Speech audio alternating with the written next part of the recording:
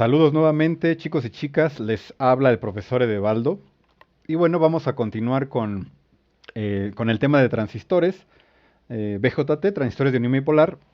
Y bueno, en el video anterior empecé a mostrarles cómo realizar el análisis de transistores en un circuito electrónico, específicamente el análisis que estamos viendo en esta serie de videos, o en el anterior y los dos que siguen, lo vamos a conocer como análisis de transistores en DC, es decir, en corriente directa.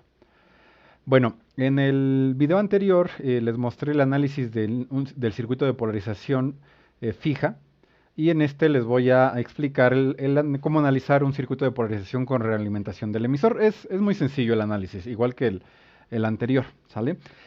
Vamos a hacer los cálculos pertinentes tanto para obtener los corrientes y voltajes en el transistor, por una parte, esos cálculos, y por otra, los cálculos que nos van a permitir dibujar la recta de carga y obtener de manera gráfica el punto de operación del transistor, el punto Q. Pero bueno, vamos a empezar con el método, ¿no? Dado un circuito de polarización por retroalimentación del emisor, como el que vemos aquí, lo que tenemos que hacer es obtener las ecuaciones de malla de las mallas que hay en el circuito. Y bueno, eh, podemos reorganizar el circuito para visualizar las dos mallas, la malla de base y la malla de colector emisor. Bueno, entonces vamos a empezar a obtener la ecuación de la malla de base, que va a ser la malla por donde va a circular la corriente de base. Y nuevamente podemos empezar haciendo igual al voltaje de alimentación, es decir, al voltaje VCC de Continuous Current o corriente continua, igual a las caídas de voltajes en la resistencia de la base, en el transistor entre las terminales base y emisor, y en la resistencia de emisor, ¿no? Pero voy a colocar ya todos estos voltajes en un extremo de la ecuación para igualarla a cero, ¿no? Entonces va a ser menos el voltaje de alimentación, el menos VCC, más la caída del voltaje en la resistencia de base, que sería la corriente de base por la resistencia de base, ¿no? Más el voltaje, la caída de voltaje entre la base y el emisor del transistor, y la caída de voltaje en la resistencia del emisor, que la caída de voltaje en esta resistencia pues va a ser la corriente que la atraviesa, que va a ser la corriente de emisor en este caso, por la propia resistencia del emisor, ¿sale? Bien, y pues con esto ya tenemos la ecuación de la malla de la base. Ahora pues hay que obtener la ecuación de malla colector-emisor. Y bueno, empezamos desde la fuente de alimentación. Tendríamos menos la fuente de alimentación, más la caída de voltaje en la resistencia del colector, más el voltaje que hay entre el colector y emisor, más la caída de voltaje en la resistencia del emisor. Eso sería igual a cero, ya lo tenemos aquí, ¿sale? Entonces, básicamente necesitamos solamente estas dos ecuaciones para poder obtener los parámetros, los datos de interés del transistor, ¿no? Que son las corrientes de base, la corriente de colector, la corriente de emisor, y los voltajes base emisor y colector emisor. Bueno, no olvidemos que hay que suponer que el transistor va a estar en alguna de las tres regiones: corte, región activa o región de saturación, ¿sale? Bueno, entonces vamos a ver con un ejemplo, pues cómo obtener estos datos, ¿no? Corriente de base, corriente de colector, corriente de emisor y los voltajes en el transistor. Bien, entonces como ejemplo vamos a analizar este circuito de polarización por retroalimentación, en el que el transistor tiene una ganancia de 100 y la alimentación del circuito es de 20 volts, ¿sale? Entonces vamos a utilizar las ecuaciones de malla, pero antes de eso vamos bueno, específicamente para este circuito vamos a determinar el punto de operación, es decir, el punto Q. Y para el punto Q, pues consiste en obtener la corriente de colector y la corriente de base, ¿sale? Y perdón, la corriente de colector y el voltaje colector emisor, ¿ok? Es el punto Q. Y también vamos a obtener los puntos necesarios para dibujar la recta de carga de este transistor, ¿no? Bueno, entonces dicho esto, hay que empezar suponiendo cuál es el estado del transistor. Entonces supongamos que va a estar en la región activa. Y para esta región tenemos que el voltaje entre base y emisor es de 0.7 volts y que la corriente es igual al producto de la ganancia del transistor por la corriente de base. ¿Sale? Entonces estos son los dos parámetros principales que necesitamos de la región activa. Ahora, por la naturaleza del transistor que vemos aquí, podemos ver que la corriente de emisor es igual a la corriente de base más la corriente de colector. Y bueno, nosotros estamos viendo aquí que la corriente de colector es igual, es una función de la corriente de base y de la ganancia. Entonces podemos reescribir esta ecuación de la corriente de emisor como la suma de la corriente de base más la ganancia por la corriente de base y podemos factorizar la corriente de base, ¿no? De esta manera tenemos que la corriente de emisor, o podemos sustituir la expresión de la corriente de emisor, en lugar de escribir corriente de emisor, escribir la corriente de base por 1 más la ganancia beta. Y esto lo podemos hacer en la ecuación de la malla de la base, así, ¿sale? Entonces vean aquí, ¿no? Tenemos menos el voltaje de alimentación, más la caída de voltaje en la base, en la resistencia de base, más el voltaje base emisor, más la caída de voltaje en la resistencia del emisor, ¿no? Y vean que aquí está la corriente de emisor, es la corriente de base por 1 más beta, y bueno, pues esta ecuación es igual a 0, ¿sale? Entonces, pues lo que vamos a hacer es calcular, perdón, vamos a despejar a la corriente de base para poder calcularla. Entonces, la corriente de base pues va a ser igual a esta fracción, sustituyendo los valores, tenemos los que tenemos, obtenemos esta expresión. Recuerden que el voltaje base emisor es de 0.7 volts por el hecho de que estamos suponiendo que el transistor está trabajando en la región activa, ¿no? Y bueno, encontramos que la corriente de base es de 29.176 microamperes. Y bueno, ya que tenemos la corriente de base, pues la utilizamos para calcular la corriente de colector con esta expresión, ¿no? Corriente de colector igual a la ganancia por la corriente de base, con lo cual tenemos 100 por 29.176 microamperes y tenemos que la corriente de colector es de 2.9176 miliamperes. Bueno, entonces la corriente de colector la necesitamos calcular porque pues el voltaje colector emisor, la ecuación de la malla colector emisor, aparece, en esa ecuación aparece el voltaje colector emisor y también aparece la corriente de colector. Y se dan cuenta en esta ecuación, hay datos que que no conocemos, ¿no? Por ejemplo, bueno, no conocemos el voltaje colector emisor y tampoco la corriente de emisor directamente, ¿no? Sin embargo, ya la podemos calcular porque conocemos valores para calcularla. Entonces vamos a calcular a la corriente de emisor, que ya les había planteado que es la suma de las corrientes de base y colector. Y tenemos que son 29.76 microamperes de la corriente de base más 2.9176 miliamperes, con lo cual la corriente de emisor es de 2.9468 miliamperes, ¿no? Bien. Y bueno, entonces de la ecuación de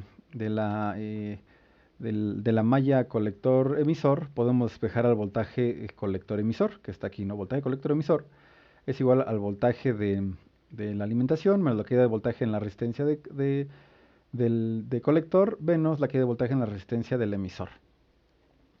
Y ya podemos calcular que el voltaje colector emisor es igual a 8.578 volts.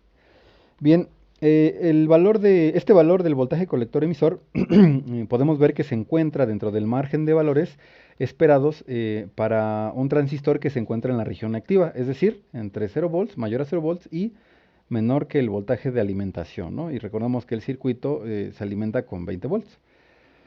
Ahora, de esta manera, como ya tenemos la corriente de colector y el voltaje colector emisor, pues ya tenemos las coordenadas del punto Q. Aquí está, ¿no? Voltaje colector emisor y corriente de colector. Bueno, pues en teoría aquí ya tenemos los cálculos de forma analítica, los obtuvimos, los resultados de forma analítica y, por ejemplo, realicé una simulación del circuito en el software de Proteus, específicamente en la aplicación ISIS de Proteus. Y bueno, aquí tenemos los resultados, ¿no? Vemos que la corriente en la base es de 29.2 microamperes y sí corresponde con los que se obtuvo con los cálculos, ¿no? Bueno, aquí lo redondea a 29.2 y el valor que obtuvimos fue de 29.176, ¿no? Microamperes. Luego, como supusimos que el transistor estaba operando en la región activa, entonces el voltaje el voltaje entre la base y el emisor era de 0.7 volts y es lo que se establece aquí, ¿no? Y el voltaje colector emisor era de 8.58 volts, según aquí los cálculos, aquí está. Y en la simulación pues nos entrega los mismos resultados. Cabe aclarar que para que se obtengan estos resultados en la simulación hay que hacer algunas modificaciones en la definición del transistor a la hora de insertarlo en el circuito de simulación. Y son estas modificaciones las que pongo aquí, las que hay que hacer. La BF pues es la ganancia y aquí se la especificó a 100. Y el NF está relacionado con el voltaje base emisor cuando está activo. Y pues bueno, hay que especificarlo a 0.87 para que indique una caída de tensión entre base emisor cuando está conduciendo, bueno, cuando está en la región activa de 0.7 volts. Y bueno, ya con esas especificaciones que corresponden a las que se dieron en el ejercicio teórico, pues vemos que el circuito se comportaría de acuerdo al análisis obtenido. Bueno, entonces con esto ya obtenemos el voltaje en el colector emisor y la corriente de colector y pues adicionalmente la de base y la de emisor y pues podemos calcular con el voltaje colector base también. ¿Sale? Pero bueno, lo que sigue entonces, de acuerdo a lo que les pedí para lo que estoy pidiendo en el ejemplo, pues es obtener la recta de carga y para ello pues hay que calcular los puntos que delimitan la recta de carga, es decir, los valores de la corriente de emisor y voltaje colector emisor. Entonces, vamos a calcular el valor de la corriente de emisor. Ojo, esto es para la recta de carga, ¿eh? Esto es para la recta de carga. Entonces, cálculo de la corriente emisor para esto vamos a partir de la ecuación de la malla colector emisor, que es la que tenemos aquí, ¿no? Es ecuación de la malla colector emisor. Y bueno, lo que vamos a hacer es que para calcular esta corriente, tenemos que hacer que el voltaje colector emisor sea igual a 0 volts, es decir, está en cortocircuito el transistor. Entonces, al hacer esto, tendríamos la ecuación quedaría de esta forma, ¿no? Vean cómo desapareció el voltaje colector emisor porque pues al hacerse igual a 0, pues ya no altera el valor de la ecuación. Y de aquí podemos despejar el valor de la corriente de colector de esta manera. Y tenemos esta expresión. Ahora, miren aquí esta fracción, ¿no? Aquí estoy escribiendo corriente de colector igual al voltaje de alimentación sobre la resistencia de colector más la resistencia de emisor. Bien, vean que no está la corriente de emisor. Bueno, ¿por qué no está la corriente de emisor? A efectos de simplificar el circuito, ¿no? Porque, por ejemplo, si tenemos esta expresión, como queremos encontrar la corriente de emisor, porque esta nueva ecuación, bueno, no es una nueva ecuación, ¿no? Sino que ya la teníamos. Y lo que hicimos fue suponer que el voltaje colector emisor era igual a 0, ¿no? Y ya tenemos voltaje de la fuente de alimentación en negativo más la corriente de colector por la resistencia del colector más la corriente de emisor por la resistencia del emisor. Bueno, si ven, falta la E, ¿no? Falta la E en el denominador. Y lo que hice para simplificar, o lo que se hace para simplificar el análisis, es que si nos regresamos acá a los cálculos obtenidos, vemos que la diferencia de valores entre la corriente de colector y la corriente de emisor es muy pequeña, es una diferencia muy pequeña del orden de las decenas de microamperes, ¿no? Entonces vamos a considerar que son iguales, que la corriente de colector es la misma que la corriente de emisor. Al hacer esa consideración podemos factorizarlo, podemos escribir a la corriente de emisor como corriente de colector y la podemos factorizar para que esta parte de la ecuación sea corriente de colector por resistencia de colector más resistencia de emisor.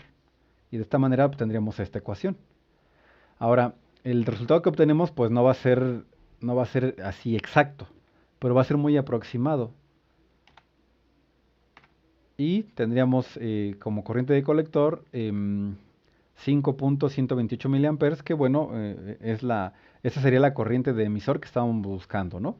Recuerden, es un valor muy, muy aproximado, quizá hasta en las decenas o en las unidades de microamper empieza a tener efectos el hecho de haber considerado como iguales la corriente de colector y la corriente de emisor. Es decir, podríamos ver aquí variaciones de voltaje aquí en esta posición de los números o en esta de acá. Con lo cual, pues no hay mucha diferencia, ¿no? Bueno, entonces ya tenemos la magnitud de la corriente de emisor o la corriente de colector porque la estamos considerando que son iguales, ¿no? Entonces esto es una simplificación que utilizamos pues para, para obtener una corriente de colector. Ahora, si no la queremos hacer la simplificación, bueno, entonces tenemos que calcular directamente el voltaje, la caída de voltaje en la resistencia del emisor. Pero el problema es que como aquí estamos calculando una corriente de la recta de carga, pues no tenemos un valor de IC, o sea, no tenemos un valor de IC y tampoco un valor de IE. Es decir, tenemos dos incógnitas y una sola ecuación. Entonces, por lo menos así no la podemos calcular. Quizás si sacamos la ecuación de la malla, de la malla de la base, podríamos calcularla, pero bueno, pueden probarlo como un ejercicio adicional. Pero bueno, por lo pronto podemos considerar como aceptable este resultado, ¿sale? Entonces ya tenemos una de las coordenadas de la recta de carga, la que va sobre el eje vertical. Ahora vamos por el cálculo del voltaje colector emisor, que va a ser la coordenada que va sobre el eje horizontal, ¿no? Bueno, entonces para esta utilizamos también la ecuación de la malla del colector emisor, pero ahora lo que vamos a hacer es que la corriente de colector sea igual a cero, ¿no? Y como establecimos ya que la corriente de colector y la de emisor son iguales, y al hacer que la corriente de colector sean igual a ceros, pues ya la ecuación nos queda de esta manera, y vemos que el voltaje colector emisor es igual al voltaje de alimentación, que en este caso serían los 20 volts. Bueno, entonces ya tenemos los valores de corriente y voltaje que delimitan los puntos de la recta de carga. Entonces lo siguiente es trazar la recta de carga y por lo tanto el punto de trabajo sobre la curva característica del transistor. Bien, entonces aquí les muestro una gráfica de la curva característica del transistor y bueno, la gráfica en color verde, en la que va en esta curva, sería la corriente del colector y el eje horizontal es el voltaje colector emisor y el vertical es la corriente de colector. Entonces vean cómo el voltaje colector emisor va de 0 a 20 aquí en la gráfica y la corriente de colector va de 0 miliamperes a 7 miliamperes. Y aquí puse valores para cada una de la escala de valores, ¿no? Cada división en vertical son 500 microamperes y cada división en horizontal es un volt. Bien, entonces ya encontramos que uno de los puntos de la recta de carga va a estar sobre el eje vertical a un valor de 5.128 miliamperes y el otro punto va a estar a 20 volts, ¿no? Acá. Entonces con una regla trazamos la recta y donde intersectan con la línea en color verde, con la curva en color verde, ese es el punto Q de trabajo. El punto Q que es de 8.578 volts para el voltaje colector emisor y 2.9 2.966 miliamperes, ¿no? Aquí está. Y pues bueno, este sería el método, ¿no? Digamos que el procedimiento para obtener los corrientes en el transistor y los voltajes, ¿no? Si se dan cuenta, pues es realizar una serie desarrollar las ecuaciones de las mallas y sustituir los valores supuestos de acuerdo al estado del transistor que nosotros supongamos que está operando, ¿no?